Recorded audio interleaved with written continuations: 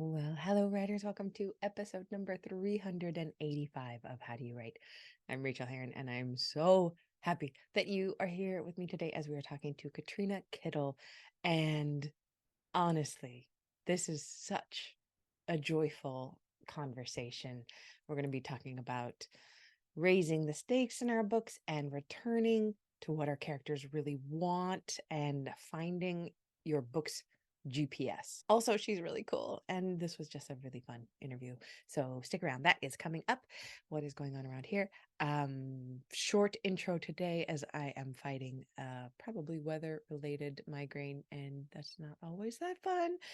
But I will say that I am so close to being able to push the memoir about moving to New Zealand, currently called Unstuck, off my desk and to my editor by the end of the week, which was my deadline. And I was looking at my notes, which I keep. There was this huge break in the time when I was supposed to be revising it.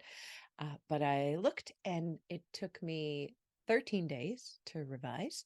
And on each day, I did about 5,000 words of revision, which I use Pacemaker, which I love. And but there were some days when I would just revise 200 words or actually go backwards, and then other days when I would get 10,000.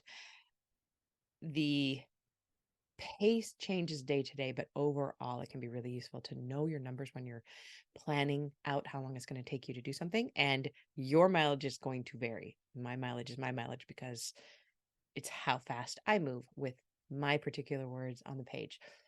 But the thing I wanted to point out is that during the last 10 days of pretty hardcore working for hours until my brain bonks on the revision, I have read 5 books in the last 10 days, which, I read pretty quickly, but I don't usually read a book every other day. I don't start a book, finish it the next day, start another book, and finish it a day and a half later.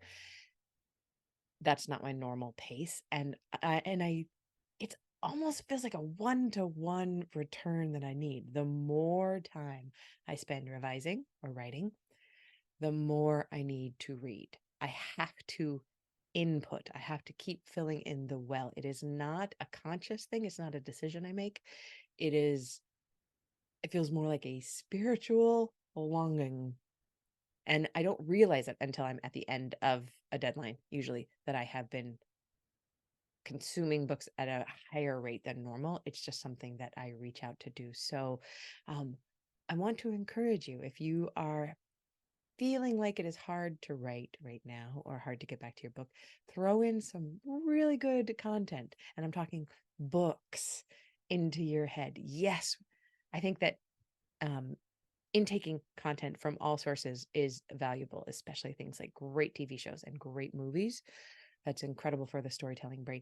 But writers need books. We need to be consuming the books that we love, even if it's not in the genre that we're writing in, especially if it's not in the genre that we're writing in. You're filling it feels metaphysical. You're filling your brain with the words that then you are going to use the next day. And the more you put in, the more you have to draw on. I know that's not scientific, but it feels like it is to me. So I am excited about that, excited about finishing that project, getting it off my desk, and moving on to the next one. Many plans in place, but I will be doing a Kickstarter soon for that book. And by soon, I mean after I do the audiobook for it. I want to get it edited, do my edits, get it proofed, and do the audiobook. Have all of that done before I even launch the Kickstarter.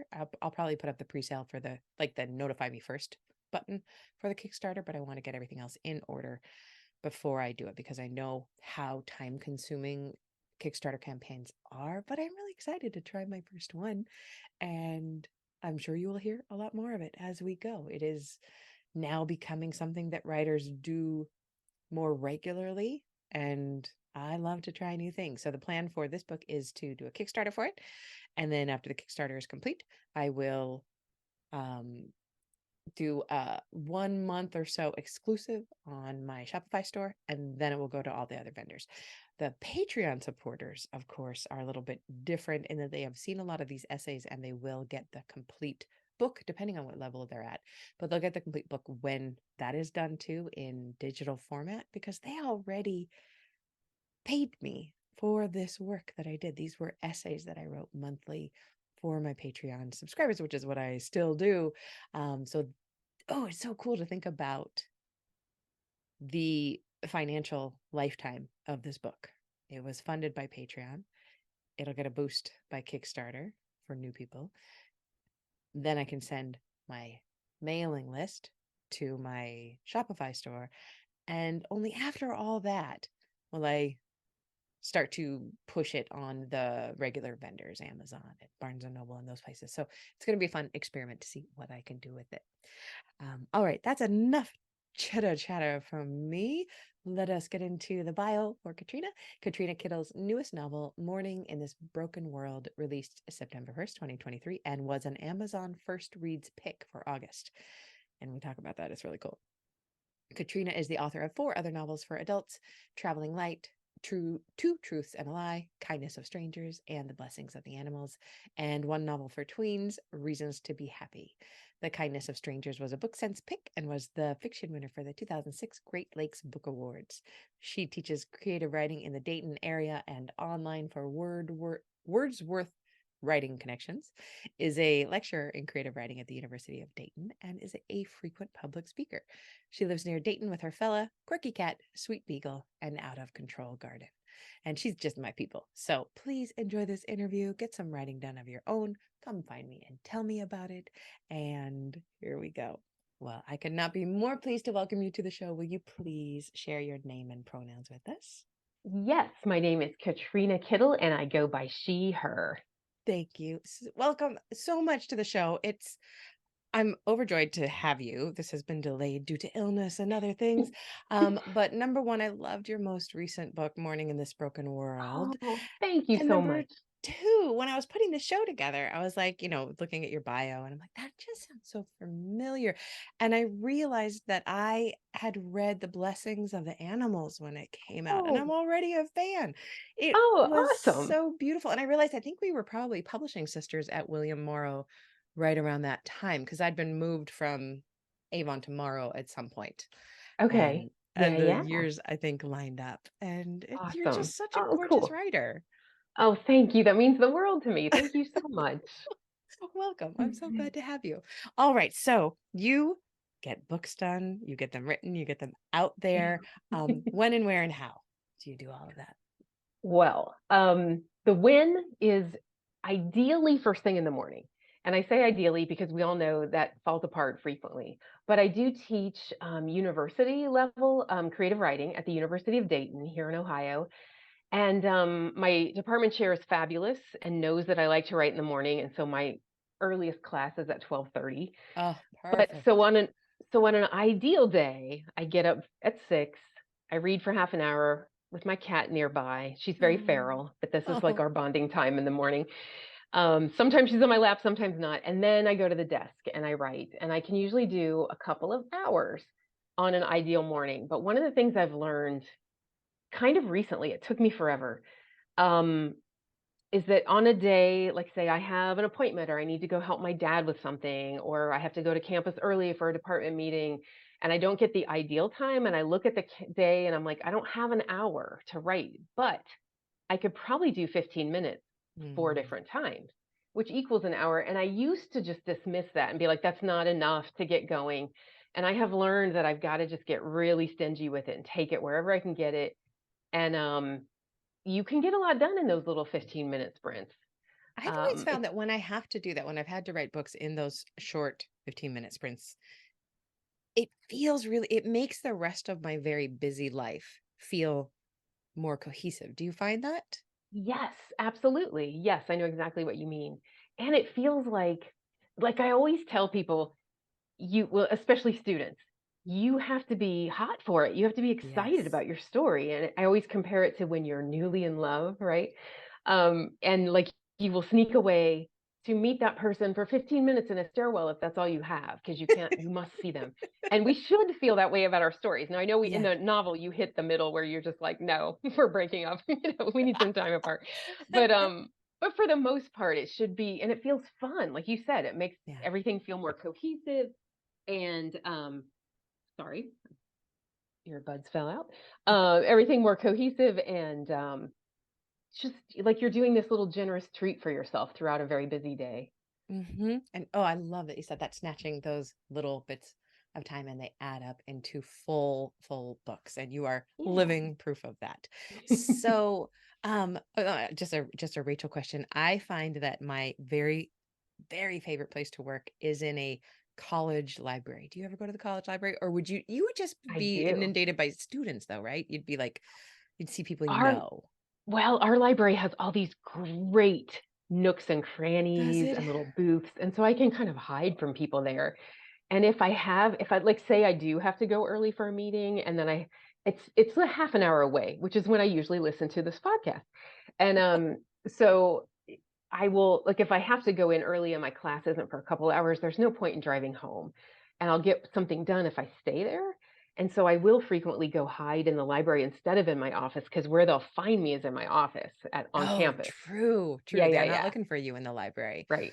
And the coffee Yeah. shop, they'll all find me there. So I go to the coffee shop, get my coffee, and then go hide in the library. Yeah. Oh, I love university libraries are different than any other kind of they library. really are, right? They've And I just got a love them different all. feel, and they've got the old books and the new books. Also, they have that air of like quiet desperation from all the students going, "I'm never gonna Yes. live through this," and I kind of feed off of that. I'm Yes. choosing to be here. I went to the local university library for the first time a couple of weeks ago, because I really needed to get some work done. And I was downtown and I thought, oh, I'll try it out. And bless them, they had all of these beautiful windows and all these big tables that were full of students, but no carols, nowhere, not a single Oh. place to hide. And So I don't I wanna did be it. at It a was table with fine. a whole bunch of I people. Yeah, I know. need a hiding little cubby hole. Makes me Exactly. so happy. And no window, because then I Oh, can forget time and be transported, I'm and yeah, going yeah, to keep looking. The place exists in Wellington somewhere. it All does. right. What is your biggest challenge when it comes to writing? I hate admitting this, but it's just doing it, just sitting down and doing it, right? It's Yes, it's the ridiculous. truest thing ever. And because I love it, and like I said, we have Yeah. to love it, and yet I will find a bazillion reasons not to start. Yeah. So I think the challenge is always just starting, and I feel like there's a couple times every single year that I will, for whatever reason, sometimes good reasons, sometimes dumb reasons, lose the momentum and stop keeping the schedule for a week or 2 weeks or whatever, and I'm like, "Oh, I gotta get it back together." And it's so hard, but once you're doing it every day, and actually, or it doesn't even have to be every day, but whatever you set out to be your schedule and you're showing up for what you said the schedule was and kind of honoring that writing time, everything flows, everything goes so much better. But I have to relearn that a couple times every year. And I try to just give myself grace for it because I've done it so many times and I always find my way back. But yeah, it's just ridiculous how easy it is not to write, and how I can just convince myself that it'll be better tomorrow or after I do this or that task, which is never true. Isn't You it should pay yourself frustrating first. that we Yeah. don't Yeah. remember it, that we don't just Right. wake up and remember it every day? How do I forget it so Yeah. often? So it makes me very happy when other smart writers say the exact And I same know so thing. many writers who say that. So I know I'm Yeah, not alone. And that's what I've just decided. It's part of the process. it I'm is. not going to beat myself up about it. I'll just try to get back quicker. Ooh, I But think I yeah. want to write something about that. Thank you. I'm going to try to remember that. So, what is your biggest joy when it comes to writing? Well, it's the opposite of that. I think the biggest joy is when I remember and I'm honoring the time and finding the time, and let's say something happens that truly interferes, because sometimes we just let it interfere. But when something comes along and truly interferes, I find the way to make it up. I find Mm, the way to sneak it in. And when I have that momentum going and I'm writing more frequently and sticking with it, it's like everything opens up and everything I see or hear or experience is the perfect detail I need for the story. It's like the universe is just throwing all these little gifts at you, but it only happens. That kind of flow only happens when I'm like sticking to it, and be showing up when I say I will, being there when I say I will.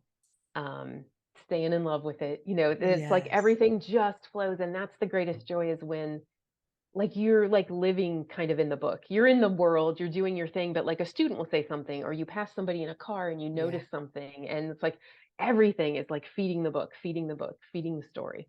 And I It's love when I that Goethe quote, at the moment of commitment, the universe conspires to assist you.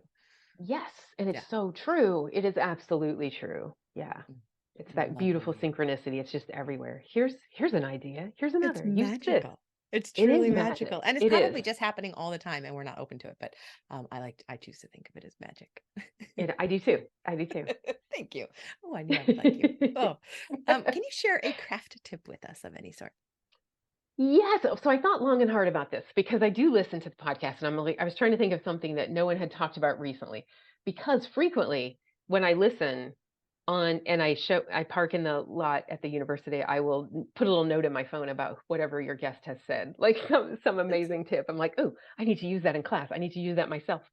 So what I thought I would what the tip that I was most recently reminding students is in fiction in particular. Um, always, always, always return to motivation over and over again. mm, And they kind of tease me. One student one year said, "You're like the evangelist for character motivation," and I laughed and said, "I will take that and own it." But it's true because I harp on it all the time. But like, but I have another tip that goes along with it. So like, I tell when they're working on stories, and I actually have a novel writing class right now, and it's really fun to get so in a semester they will go through an entire they will try to write a draft, first draft, yes, messy, they awful, shitty draft. will. I But teach the 90 days to done, which is basically the yeah, same yeah, principle. Yeah. it's like NaNoWriMo except more sustainable and a little Yes, less that's crazy. exactly what I say in the Yeah, class. It's just get NaNoWriMo it down. extended with a hand to hold. That's what you're Yeah. doing. Yeah. So when people get lost in that, when they're like, Yeah. I'm just piling up the pages, but it's not really a story, I'm like, go back to character motivation. What does your protagonist want? And so at the start of every scene or whatever the next blank page is, like, what is she going to try to do to get that? What new thing is she going to attempt? Or is she recovering from the last attempt that failed or whatever?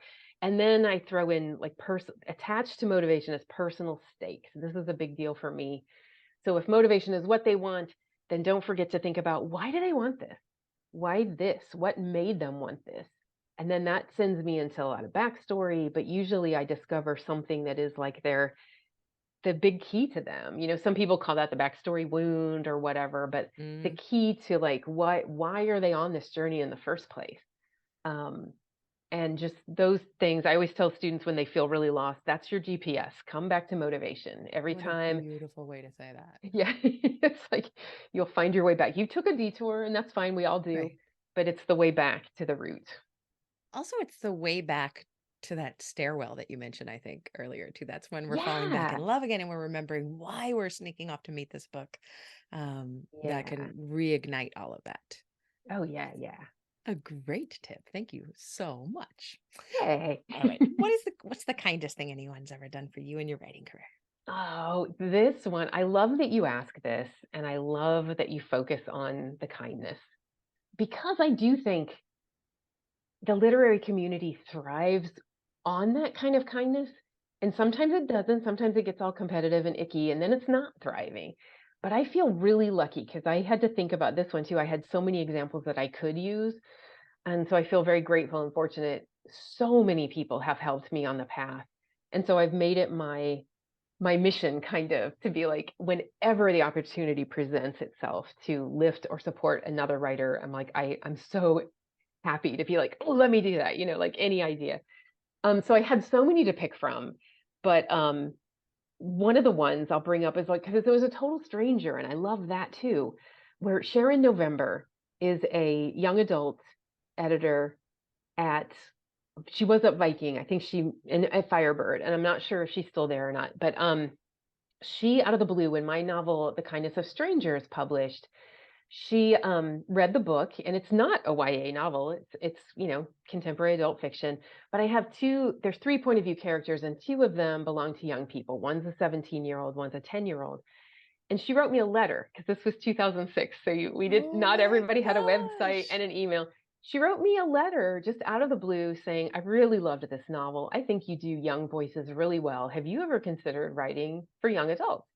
And I had not, but it was really intriguing and really flattering, and she actually asked me to call her, and so we had these phone conversations. I know that sounds so old and age, like, oh my gosh, we're like, called But each also other. my jaw is dropped because editors don't have the time to do that I unless they know. really believe it. There was no reason for her to do Yeah. that. No, there wasn't.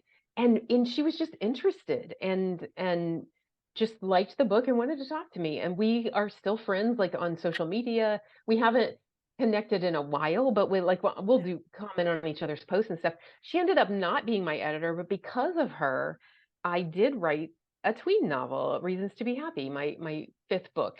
And it's all because of her. And because I would it would the thought would never have occurred to me, and I'm not even sure it was the right path for me to take, but it was just such a kindness to reach out and encourage me. Like, have you ever thought of this? I think you do this well.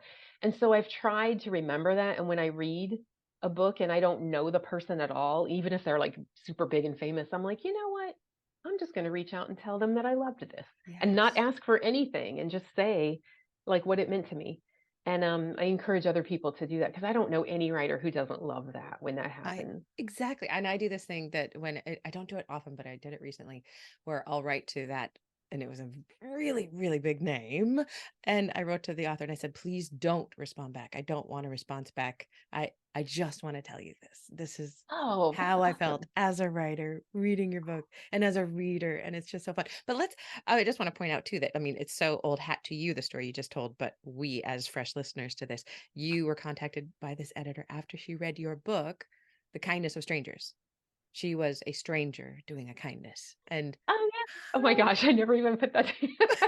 That's awesome, Rachel. but you like I can't invite believe that you was like, invited that in. boom. I did. I guess I did. That's funny. Yeah. Yeah, yeah. That lovely. Oh, thank you for that story. That is really, really good. So, speaking of kindnesses, what is the kindest thing you've ever done for yourself? Well, I think it was your Jennifer Herrera who was Oh on. yeah, I she's think great. she talked about writing first thing in the morning, and she I don't think she used this term, but that idea of paying yourself first, of like the Mm, best, most creative time, I get that first. I love to do that for myself. But another little thing that I want to tell about, it was during kind of a publishing drought where I hadn't had a book deal in a while. Things were kind of frustrating. And I caught myself saying these really self-deprecating things, trying to be funny, that things that I would catch myself saying.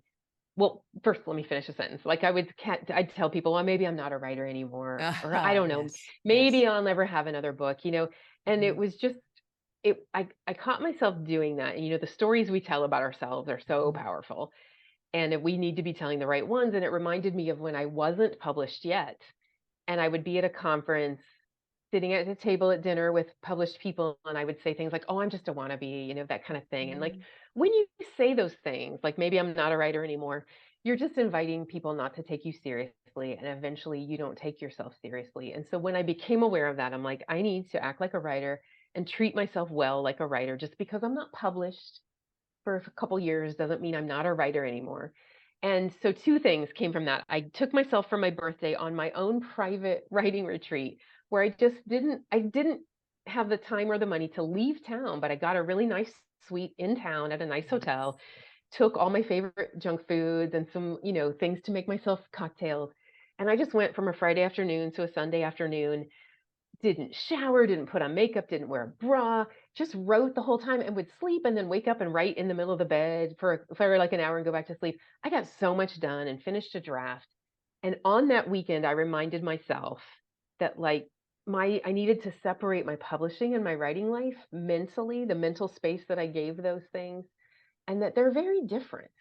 And Mhm, that even if I never published another book, I was still a writer and I mhm. need to write to be a happy, productive person in the world.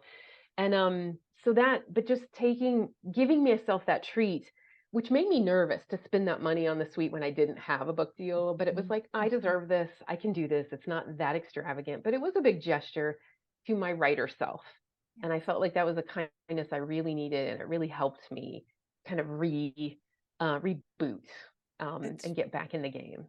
beautiful. And you did not give that gift to the published author. Right. because who cares? Yeah. Well, you gave that gift to the writer, and I think that that's Yeah. really there comes a time in every writer's life where they make that decision, is publication more important to me, or is actually the writing more important to me? And I think my heart would have pulled toward publication for many years, and now it pulls toward the writing. Even if I'd never been published, this is still the most important Yeah. thing to Yeah. me. Yeah. I mean, it's easy for us to say. I know that that's I know. maybe frustrating for I people know. listening. You're like, yeah, oh, I get it. sure.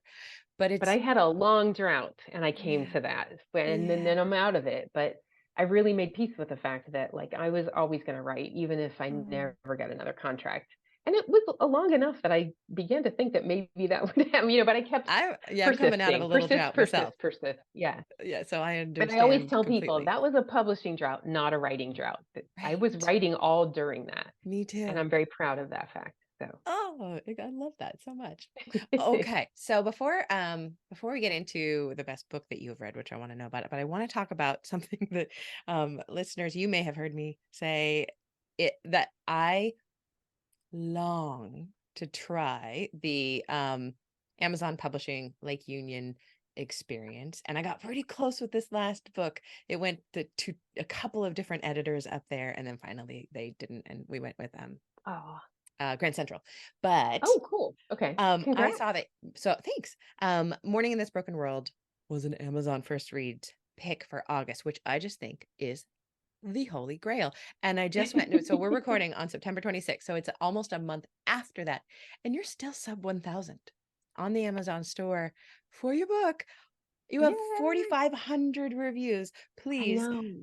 in 6 weeks, 7 weeks, tell me how that feels. Wait, no, it actually technically released. That's in 3 weeks because it technically released on September 1st, September 1st. correct? Yeah. Yeah. Yeah. How I have goosebumps. How does it feel? It feels amazing, especially after the drought I just described, right? It's like, and I feel like I'm in a position to really savor it. And I may have taken it for granted before because Mm, I had relatively early success and 5 books mm, come out pretty quickly. And so, and then, how some people it takes forever to break in. I broke in relatively quickly and then had the waiting period after that. But I think everyone's going to encounter it at some point. yeah. So yeah, they have been absolutely lovely to work with, and it's just been a dream come true. It's been so fun. I have never had that kind of reach before. And getting new readers, Yes. like brand new readers. Yeah. I feel like I have a really loyal, fierce army of people who've read my stuff and stick with me, but this just put me in front of a ton of brand new readers, and I am so grateful for that. And they've just been it has been a lovely experience. So I've just I tried it. I know how these things go, so I'm trying to just savor it and enjoy the ride. I love and the look on your face, that huge smile is awesome. If is your editor I an know. UK by any chance? No, Okay. Erin Adair Hodges. All right. She was Oh, I don't know her. fantastic. I adore Okay. her. Ooh, cool. All right. Someday I'm gonna try. Someday Yeah. I'll be there and work on that. Because I've had so many friends who've been really, really happy with the experience. So Yeah. thank you for sharing that. Cool. All right. Absolutely. Now, speaking of books that you loved, what's the most recent book that you have enjoyed? This one I've been just in agony about. Which one do I Ooh, talk about? I read a lot, tell and me, tell me multiple. it feeds my writing life big Yeah, time. me too. Um, so I'll talk briefly about. I'm currently reading S.A. Cosby's "All the Sinners Bleed," and Mm, he's new to me, but I now want to read everything he's ever written. I guess his first name is Sean.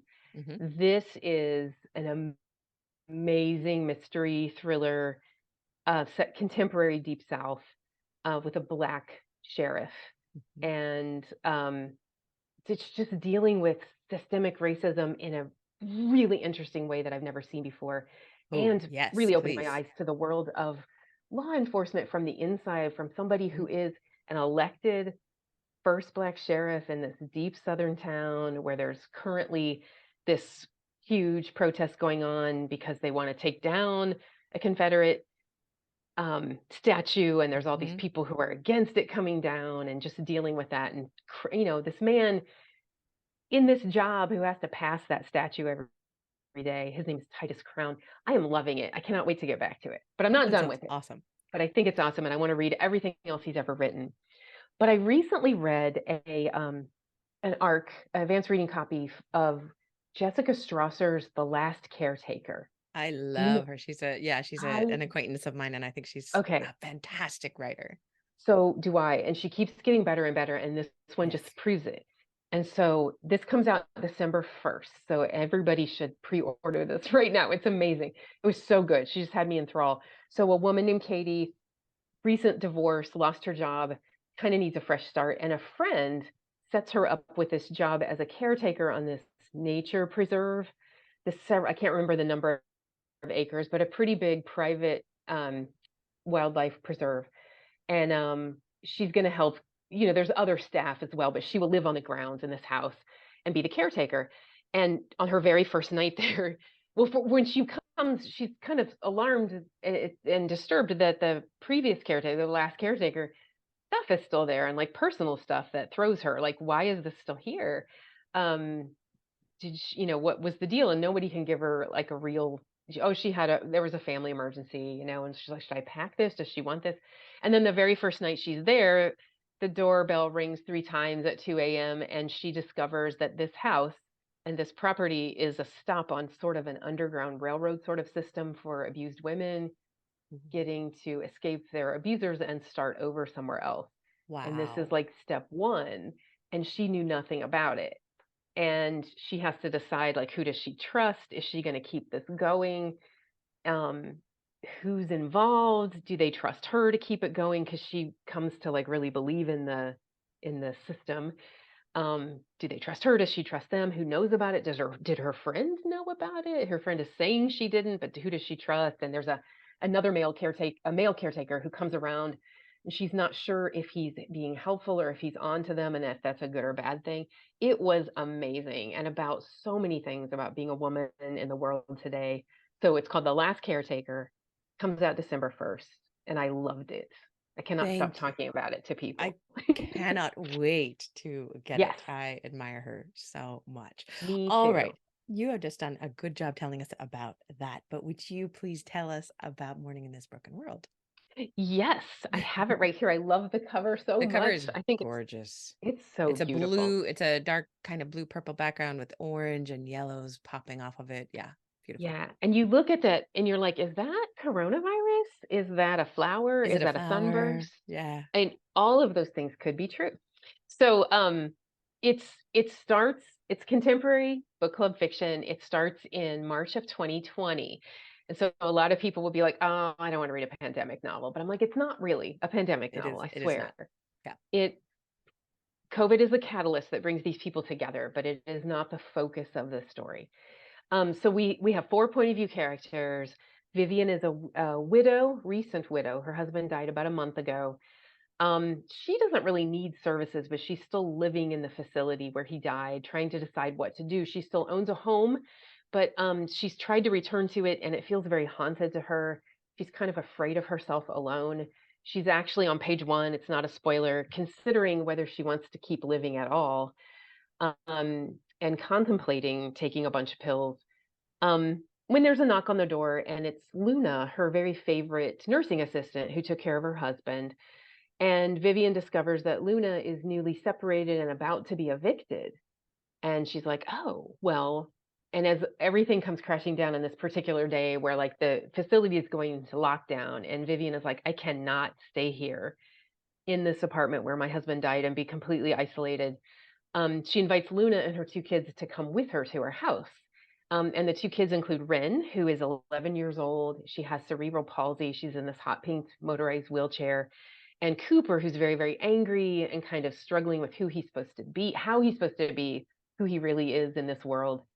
And so all 4 of them have they're already guarded and isolated before COVID.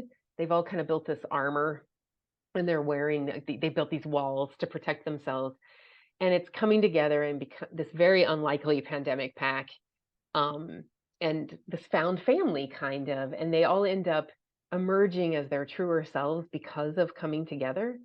And I kind of use it ends in June of 2021, where here in Ohio we had the emergence of the brood X cicadas. I don't know if Oh New yeah, I Zealand gets remember that. those. Mm-hmm. So like they're the 17-year Yeah. cycle cicadas, and when they emerge, if you're in an area where they are, they come. from underground as crawling bugs and leave behind these little amber shells everywhere. And they are millions of them. That is not an exaggeration. There are millions of them. They are all over cars and trees and homes. They get in your house, they get in your car, they get in your hair, they get in your clothes. They don't bite or sting, but they make a deafening noise. I love cicada song, but there's just so many of them that it really is. They're so loud, it's crazy. And I just thought when I saw like all those shells, and then my friend Kathleen McCleary posted this beautiful poem about the cicadas that I was like, my characters are like the cicadas. They are leaving these shells behind and kind of emerging as who they're supposed to be. And there's a lot of drama involved in the shedding of the shells, right? So, so it ends up hopeful and redemptive, I think, and it's an intergenerational friendship story. And it's kind of about finding the light in the really, really dark times that we all experience. What you do so well is your characters are entirely real. As you are talking about the book, I'm remembering them as if I'm remembering Oh, my friends that I hung out with. And also you gave me like, heart palpitations while I was reading because I was like, how is she gonna finish this? How is she gonna finish this? And with no spoilers, you nail the ending. Like oh, thank you. just oh. Mm. And I did not know how it would end when I started I think because I am a I could pantser. feel that. As yeah, Okay. and I could feel And that it's because like, I think that maybe that's where that unease came from, and it's a delicious unease. It's perfect because it feels oh, real. thank you, Rachel. That So, means so much to me. Yeah. yay. Oh. All right. Well, where can we find you out there on the internet? I'm on Facebook and Instagram. I'm just at Katrina Kittle. And I have a website that's katrinakittle.com that also has links to those social media. I'm not really on Twitter much anymore, or X or whatever. It kind of lost its appeal for me. Yeah, But I dove away. yeah, me too. But also on my website, I do have a monthly free newsletter. It's called Cat's Pajamas. And it's pretty fun. I always have reasons to be happy, some little pet shenanigans. I recommend books that I've loved. So it's not just about me and my books, but I think it's pretty fun. It's always kind of short. Yeah, And I would love it if you want to sign up for that. The next one comes out, well, I don't know when this will air. The next one, it's always the first of the month that is the first weekday, not on a weekend or a holiday. that is very, very organized of you. I am in awe of that. I try. I try. Thank you, Katrina. What a delight it has been to chat to you, as I knew it would be. Oh, it's so mutual. Thank you so much, Rachel.